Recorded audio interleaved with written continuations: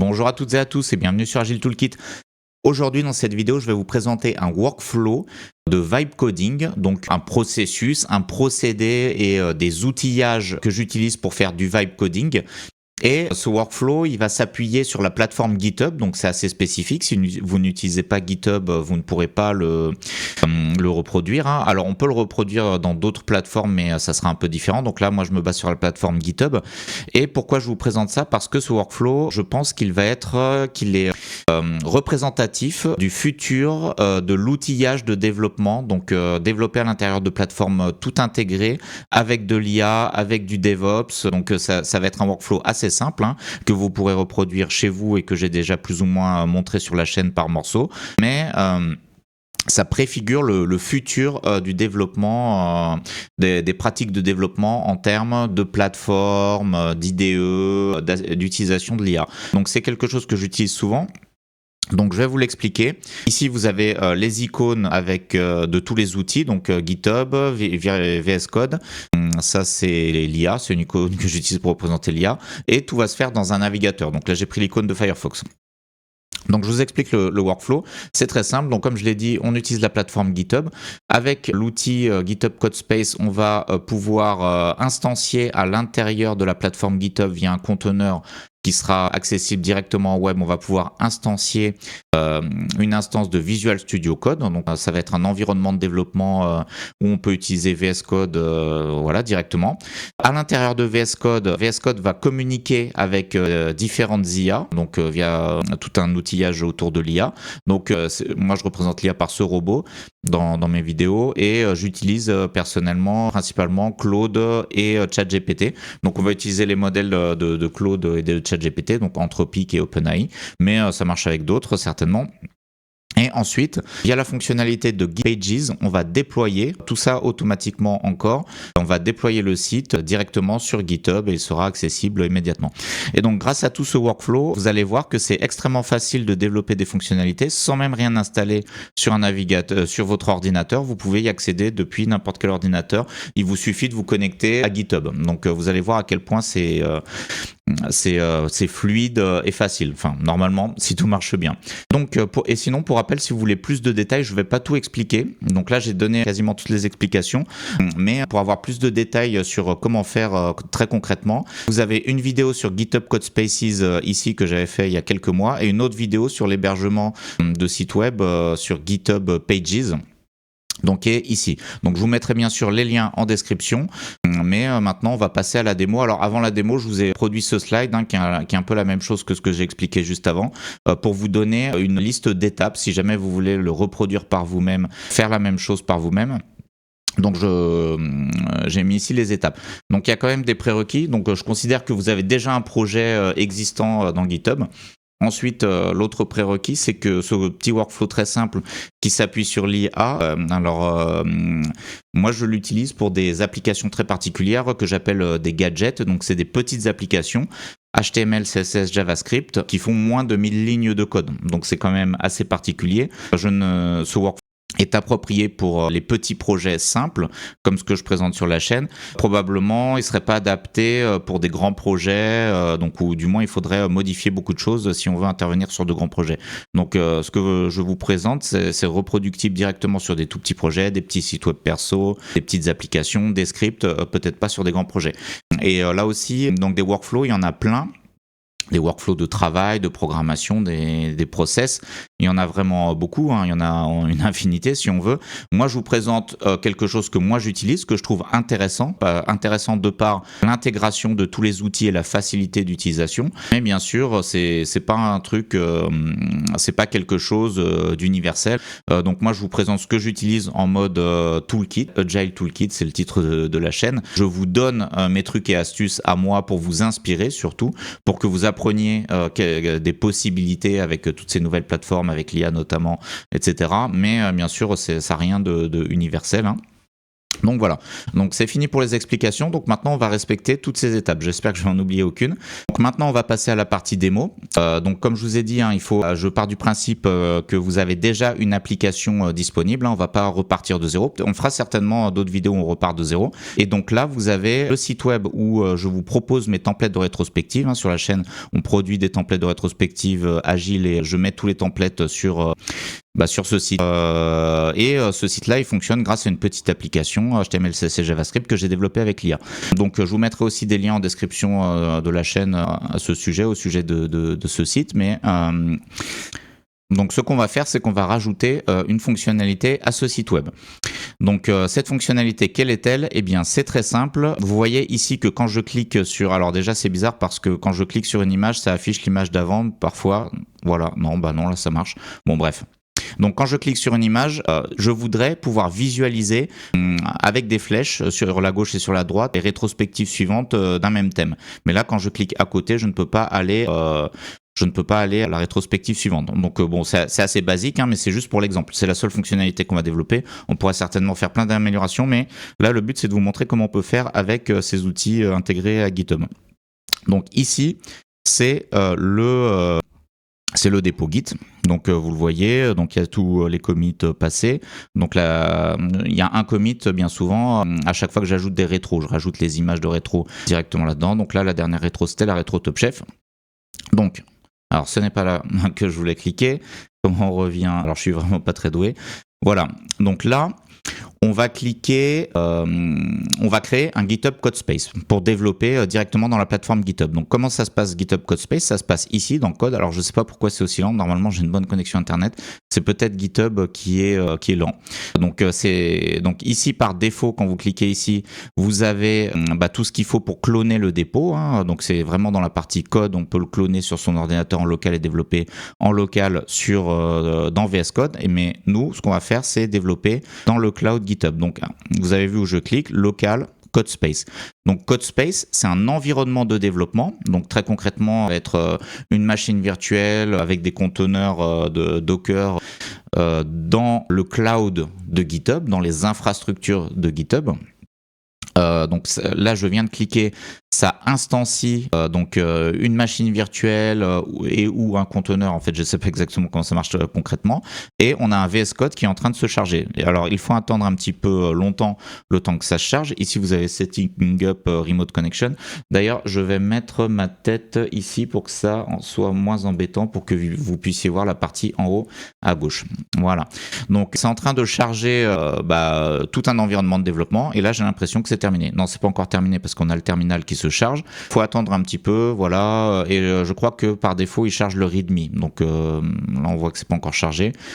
On voit qu'on a Visual Studio Code avec une partie gauche ici où je retrouve tous mes fichiers de mon dépôt. Ici, la partie centrale où on peut coder. En bas, le terminal. Et ce qui est intéressant, ce qui me plaît, ce qui va nous intéresser ici, c'est la partie IA qui est déjà ici et qui est déjà disponible.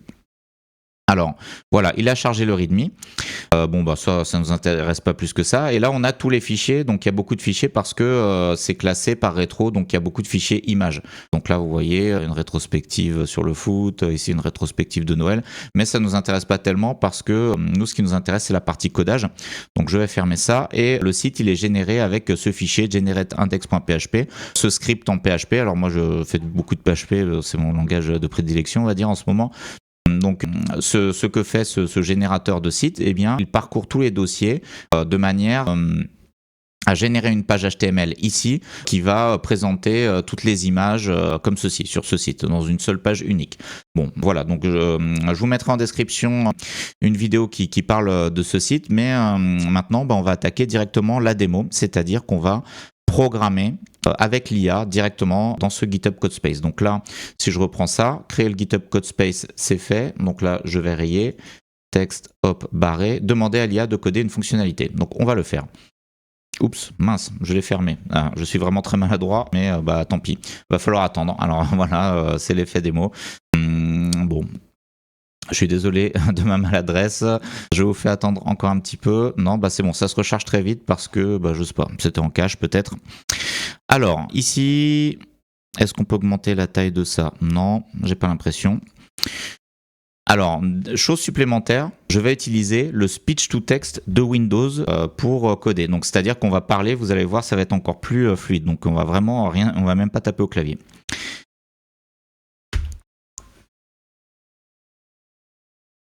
Alors, avant de parler, avant d'utiliser le speech to text, c'est Windows, touche Windows plus H dans Windows.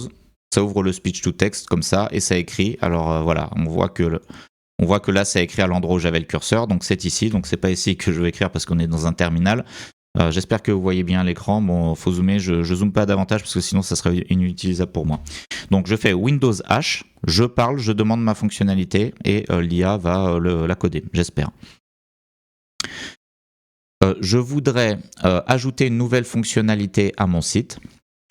Pour cela, je veux que tu modifies generateIndex.php, le fichier de génération de index.html.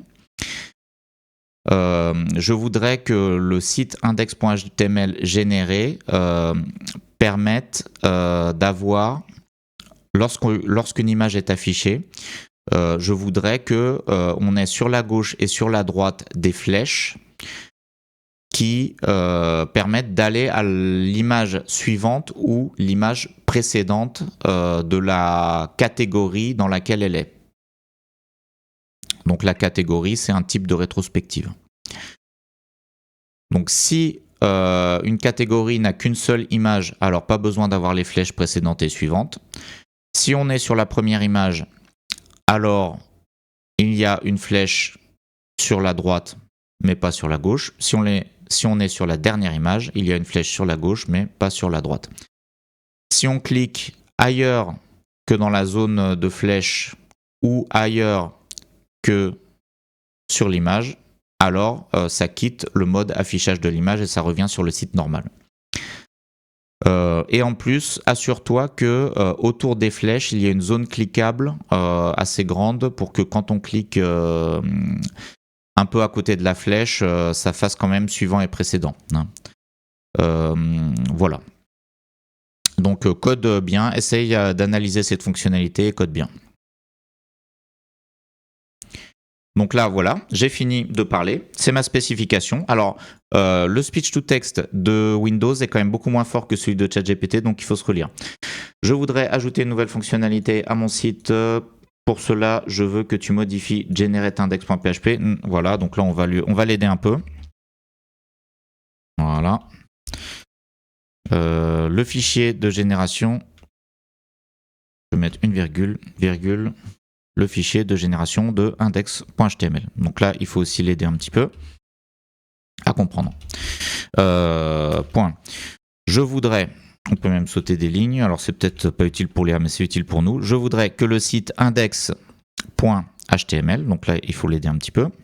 Alors, si on avait le speech to text de ChatGPT, je suis sûr que ça serait parfait. On l'a testé dans une vidéo. D'ailleurs, je vous mettrai le lien aussi en description.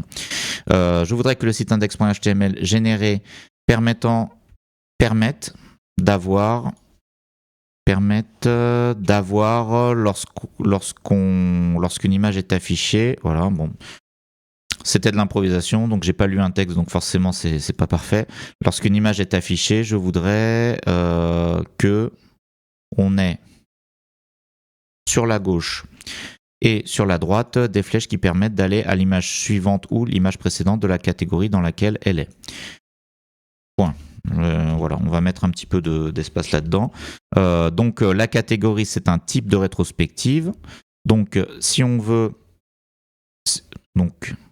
Si une catégorie n'a qu'une seule image, alors pas besoin d'avoir les flèches précédentes et suivantes. Si, on va pour les différentes clauses de si, on va séparer. Si on est sur la première image, alors il y a une flèche sur la droite, mais pas sur la gauche. Voilà. Si on est sur la dernière image, il y a une flèche sur la gauche, mais pas sur la droite. J'espère que je ne me suis pas trompé avec ma gauche et ma droite. C'est très difficile de dire des choses, de se filmer en même temps, etc. Si on clique ailleurs que dans la zone de flèche ou ailleurs que sur l'image, alors ça quitte le mode affichage de l'image et ça revient sur le site normal. Et en plus, assure-toi que autour des flèches, il y a une zone cliquable assez grande pour que quand on clique un peu à côté de la flèche, ça fasse quand même suivant et précédent. Pourquoi j'ai dit non, voilà. Donc, code bien. Je sais pas si c'est utile, mais on va le laisser. Essaye d'analyser cette fonctionnalité et code bien. Et code bien, voilà. Bon, bah ça m'a l'air pas mal. Eh bien, je vais cliquer sur ici, voilà, envoyer. Donc là, on est en mode agent pour que ça fasse tout un tas de choses et notamment que ça modifie le code. Voilà. Allez, hop, on clique sur envoyer. Alors là, j'espère que ça va marcher. Je n'en suis pas sûr. Pourquoi je n'en suis pas sûr? Parce que donc là, si je clique sur automatique, normalement on est censé voir les différents types d'IA, donc ChatGPT, Claude, etc. Voilà, là ça s'affiche. Claude Sonnet 4.6, GPT 4.5. Mais GitHub Copilot a changé sa tarification il y a quelques jours. Alors j'ai l'abonnement payant, donc même si vous êtes en gratuit, si vous êtes en full gratuit, vous pourrez faire ça, mais vous serez limité, vous aurez les modèles de moins bonne qualité, vous serez limité par le nombre de requêtes que vous pouvez faire. Là, je paye Copilot Pro à 10$ par mois. Donc, avant la mise à jour de tarification, on avait accès à Claude Opus 4.7. Maintenant, on n'y a plus accès. Donc, pour y avoir accès, il faut payer 49$ par mois. Donc, bon, bah, on n'y a plus accès. En plus, donc bon voilà, la mise à jour de tarification nous donne beaucoup moins de choses, donc j'ai pas voulu payer 49$ par mois, donc je n'ai accès qu'à Claude Sonnet 4.6 ou GPT 4.5. En fait, on a accès à plein d'autres modèles, ils sont ici, et puis il y en a encore d'autres même qui sont pas affichés ici, mais c'est pas les modèles les plus puissants. Claude Opus 4.6, 4.7, etc. sont extrêmement puissants, donc vraiment beaucoup plus puissants que d'autres modèles. Donc voilà. Alors là, il me demande de refactoriser, bon, de conserver. Alors là, je sais pas, je vais pas cliquer, je vais le laisser faire. On peut le laisser faire et puis on cliquera sur conserver à la fin si ça nous va bien. On va pas relire tellement le code, on va juste tester parce que là on est en mode vibe coding vidéo sans trop relire. Alors j'espère qu'il va y arriver du premier coup. Je suis certain que Claude Opus 4.6 pour une telle fonctionnalité arrive du premier coup et que ça sera parfait. Pour Claude Sonnet, je n'en suis pas certain. Donc bon bah... Si jamais c'est trop mauvais, peut-être que je retournerai la vidéo. Donc voilà. Donc là, apparemment, il a travaillé. Donc il nous demande de faire générer index.php pour générer un nouvel index. Donc voilà, il est en train d'évaluer le résultat. Donc ça, c'est une des particularités de tous ces environnements de développement qui utilisent l'IA. Ils ne font pas que poser des questions simples à un modèle, il y a tout un tas de workflows, de mécanismes et d'outils qui peuvent être utilisés par l'environnement pour poser des questions à un modèle, pour faire des tests, pour visualiser le résultat, etc. Donc c'est ce qui rend ces IA assez intéressantes. Alors bien sûr là c'est un petit peu lent, c'est un petit peu coûteux parce que j'ai la version à 10$. À 49$, j'imagine que ça irait plus vite et surtout on utiliserait Claude Opus qui nous fait des résultats parfaits dès le premier coup pour ce genre de petites modifications. Et voilà, mais bien sûr ça a un coût, c'est pour ça que c'est payant. Si tu veux, je peux ensuite ajouter un petit indicateur visuel. Bon, apparemment il a terminé. Donc maintenant, je vais lui demander de servir le site pour afficher le site parce que là on est toujours dans notre environnement de développement à l'intérieur de notre GitHub Codespace. Donc si je vais ici sur le vrai site, ce n'est toujours pas à jour. Je n'ai pas la nouvelle fonctionnalité, je n'ai pas de flèche, mais c'est normal. Donc je vais lui demander de servir le site dans l'environnement de développement. Donc là, il va me donner une petite commande PHP, voilà, et peut-être qu'il va l'exécuter directement de lui-même, traitement en cours. Donc il peut carrément exécuter des commandes dans le terminal. Bon, en fait, apparemment, il n'y arrive pas. Donc je n'ai pas pu lancer. Donc il me dit de lancer la commande, bah, c'est pas grave. Je la lance moi-même, voilà. Alors, sachant que j'ai rien configuré. Si on a un environnement de développement qu'on configure, etc., bah ça pourrait être beaucoup mieux, certainement. Donc là, je vais zoomer pour que vous voyez bien. Donc là, on retrouve nos templates de rétro. Par exemple, on a la catégorie 4L, catégorie bingo démo, carte postale, foot, Halloween. Eh bien, je vais cliquer sur une démo. Est-ce que j'ai les flèches à gauche et à droite? Oui, j'ai les flèches. Alors, je ne sais pas si vous le voyez à la vidéo, mais il y a un petit rond autour des flèches. Donc là, si je clique, ça va avant. Voilà. Bah c'est très bien, voilà, je vois mes rétros. Donc si je vais sur la dernière démo, il n'y a plus de flèches, donc ici c'est normal. Et donc si je clique ailleurs, ça quitte, excellent. Si je clique ici sur une autre, sur la première, bah voilà, ça quitte. Si je clique sur une flèche, ça change. Voilà, bah c'est parfait. C'est exactement ce que je voulais, donc ça a programmé du premier coup. Donc je suis content. Voilà, bien joué Claude Sonnet. Ah voilà, ici on n'a qu'une seule rétro pour la rétro Space Rocket que j'ai inventée, donc on n'a qu'un seul template, donc on n'a pas de flèche sur le côté. Et si je clique à côté, eh bien ça me sort. Là pour Speedboat, on en a plusieurs, donc j'ai les flèches à gauche et à droite. Donc ici j'ai pas de flèche parce que c'est la première. Ici, hop, je peux aller jusqu'à la fin. Donc c'est un petit peu lent parce que ça charge à chaque fois. Et voilà. C'est parfait. Donc l'étape demander à l'IA de coder cette fonctionnalité, on l'a fait. Hop, texte, je barre. Alors bon, ça c'est pas nécessaire, mais bon, vous voyez qu'on suit la méthode. Donc là, ça fait 23 minutes que je tourne, mais je donne pas mal d'explications.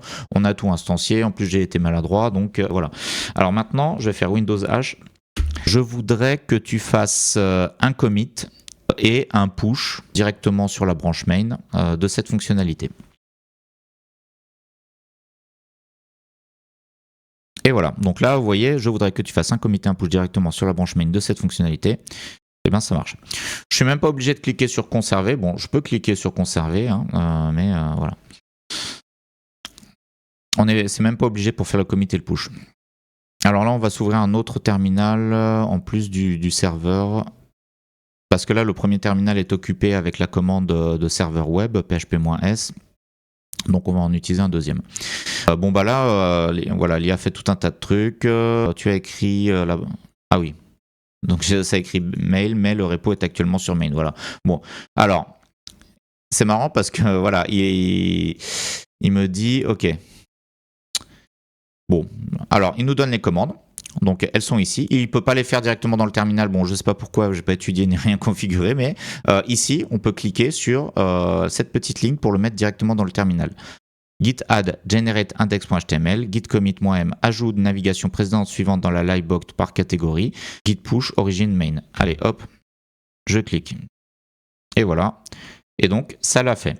Donc là, normalement, si je vais ici, je devrais retrouver mon commit. Donc si je clique ici sur commit, et voilà, ajoute navigation précédente suivante dans la lightbox. Donc la lightbox, c'est le fait qu'on met en avant une image par-dessus le site, par catégorie.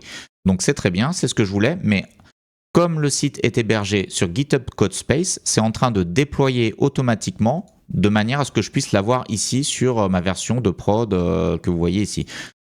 Alors pourquoi j'ai ça? Je l'enlève. Donc là, ici, on voit qu'on ne l'a pas encore. Mais dans un instant, quand je rafraîchirai, parce que là, ici, vous voyez qu'il y a un déploiement, donc c'est écrit pending, donc je clique, on va aller dans l'interface de déploiement qui est ici. Donc ça, si vous voulez en savoir plus et comprendre un peu plus tout ce mécanisme, je vous invite à aller voir cette vidéo-là où j'ai tout expliqué. Là, je ne vais pas expliquer dans cette vidéo parce que ça serait trop long. Bon, je pourrais tout expliquer dans une vidéo très longue, mais voilà. Donc à chaque fois, en fait, chaque fois que je fais des vidéos, je fais très souvent référence à des vidéos précédentes. Ce n'est pas pour faire des vues, ce n'est pas pour vous faire voir des vidéos. Le but, c'est parce que toute cette chaîne, Agile Toolkit, donc ma chaîne YouTube, c'est un peu comme une énorme chaîne de formation. Donc mon but, c'est que les gens s'approprient, apprennent des trucs et astuces, alors autour de l'agilité ou de l'IA ou du DevOps. Donc là, aujourd'hui, c'est un workflow un peu DevOps. Donc voilà, donc mon but c'est que les gens se saisissent de tout ça et l'ensemble est cohérent. Il y a tout un tas d'outils et tous les outils peuvent être utilisés, combinés les uns avec les autres de manière à tirer un maximum de trucs et astuces, etc. À faire un maximum de choses dans le monde du développement et de l'agilité. Alors, donc c'est pour ça que je fais référence à mes propres vidéos. Donc là, apparemment, c'est fait. J'ai l'impression que c'est mis complete. Voilà, c'est vert partout. Donc, je vais cliquer. Donc, ici, j'ai pas encore rafraîchi. On voit que nous n'avons pas les flèches sur cette rétro, par exemple sur le foot. Maintenant, je refresh. Donc, je clique ici. Hop. Et normalement, on a la fonctionnalité. On va cliquer sur le foot. Et voilà. J'ai ma flèche à gauche, ma flèche à droite qui me permet d'afficher les templates précédents et suivants. Les templates de foot n'étaient pas terribles. On va en prendre un autre. Par exemple, les templates de Pâques. Voilà. Donc là, premier template, je n'ai pas de flèche. Je peux aller jusqu'à la fin. Si je clique ailleurs, ça me sort. Et ben voilà, la fonctionnalité est développée. Donc ça fait 27 minutes que je tourne. La fonctionnalité est développée. Donc là, commit push, on l'a fait dans l'IA. Donc là, hop, format, c'est fait. Voilà, le déploiement automatique via GitHub Pages, on l'avait configuré par le passé dans une autre vidéo, donc vous pouvez aller le voir, cette vidéo, si vous voulez comprendre. Mince, où je suis là, voilà. Et la fonctionnalité est en prod, donc là, vous pouvez l'utiliser. Vous aurez bien sûr le lien en description, donc vous pourrez aller sur ce site. Et si vous voulez des templates de rétro, vous en avez. Mais le but, c'était pas de vous parler des rétrospectives, c'était vraiment de vous montrer comment on peut développer. Donc dans cet environnement, dans cette plateforme GitHub où tout est intégré. Alors, conclusion. Là, j'ai remis le même slide, j'ai juste changé le titre conclusion. Il y aurait énormément de choses à dire là-dessus. Je pense que ça, comme je l'ai dit, c'est représentatif de l'outillage du futur, on pourrait même dire du présent. Alors, il y a des gens qui sont réticents à ça, par exemple, réticents à avoir tout intégré dans la plateforme GitHub, parce que GitHub, c'est Microsoft, beaucoup de gens n'aiment pas Microsoft. Alors, il faut savoir que, par exemple, sur GitLab, on a un équivalent, le même genre d'outil. Moi, personnellement, je pense que c'est GitHub qui offre le plus de services, où il y a plus de choses intégrées, donc c'est ce que j'utilise, et puis voilà, j'ai mes habitudes sur GitHub, mais sur GitLab on a l'équivalent. Et certainement dans d'autres suites d'outils comme Bitbucket. Alors Bitbucket, j'en ai aucune idée parce que j'ai jamais essayé, mais ça m'étonnerait pas. Enfin, si, en fait Bitbucket je connais, mais ça fait au moins 5 ans que je l'ai pas utilisé, donc je ne connais pas ce qu'il y a en ce moment. Donc en fait, alors toutes les plateformes vont s'y mettre en réalité parce que c'est utile, c'est intégré, c'est pratique. Je ne suis pas sorti de mon navigateur, je n'ai rien installé, donc et j'ai pu faire des choses extraordinaires avec l'IA, avec des LLM, déployer, etc. Donc c'est pour ça que j'ai mis ça dans la catégorie DevOps, parce qu'il y a de l'automatisation, même si c'est pas à proprement parler du DevOps, voilà, je l'ai mis dans cette catégorie-là. Donc pour aller plus loin, ce qu'on pourrait faire, ça serait par exemple tester ce qui est proposé sur GitLab. Je pense pas que je le ferai sur la chaîne. Là, je voulais juste vous montrer ce petit workflow pour vous parler un peu du futur de l'outillage de tous ces outils. Donc comment on pourrait appeler ces outils, je ne sais pas, je dirais plateforme de développement intégrée avec tous les outils. Donc ça va un cran plus loin par rapport aux IDE, parce qu'il y a plusieurs décennies, les IDE tels que VS Code n'existaient même pas. On codait dans des fichiers, dans des simples fichiers, par exemple dans Vim sur Linux ou dans des éditeurs beaucoup moins sophistiqués que ce qu'on a maintenant. Donc là maintenant tout est intégré, donc il y a Git, il y a les IDE VS Code, à l'intérieur des IDE il y a de l'IA qui peut faire des tas de choses comme on l'a vu, on peut déployer automatiquement via des conteneurs Docker, etc., via de la conteneurisation. Donc voilà, pour moi, c'est une évolution logique. On rajoute toujours plus d'outils, toujours plus d'intégration pour automatiser toujours plus et qu'il y ait de moins en moins de choses à faire pour le développeur. Parce que finalement, donc si je me mets du point de vue du développeur, la seule chose que j'ai fait, c'est écrire là-dedans. J'ai fait quelques clics, ensuite j'ai écrit là-dedans, et en plus j'ai même pas écrit parce que je l'ai fait en mode speech to text avec mon micro, avec le speech to text qui est intégré à Windows, qui est pas parfait mais qui est déjà pas mal et qui va certainement s'améliorer parce que le sujet du speech to text est résolu grâce aux IA d'Automatic Speech Recognition. Donc on l'a aussi testé sur la chaîne, donc je vous mettrai la vidéo en description. Et bien voilà, alors dites-moi en commentaire si vous avez été impressionné par ce petit workflow. Bien sûr, on peut faire des choses beaucoup plus sophistiquées, on peut travailler sur des vrais projets, je ne vous le montre pas en vidéo parce que là ça nécessiterait beaucoup de préparation, ça ferait des vidéos beaucoup plus longues et je n'ai pas le temps. Donc là, moi je vais m'arrêter là pour aujourd'hui. Mais voilà, dites-moi ce que vous pensez en commentaire et si vous avez d'autres trucs et astuces, et voilà. En attendant, je vous remercie pour votre attention et je vous dis à très bientôt pour de prochaines vidéos.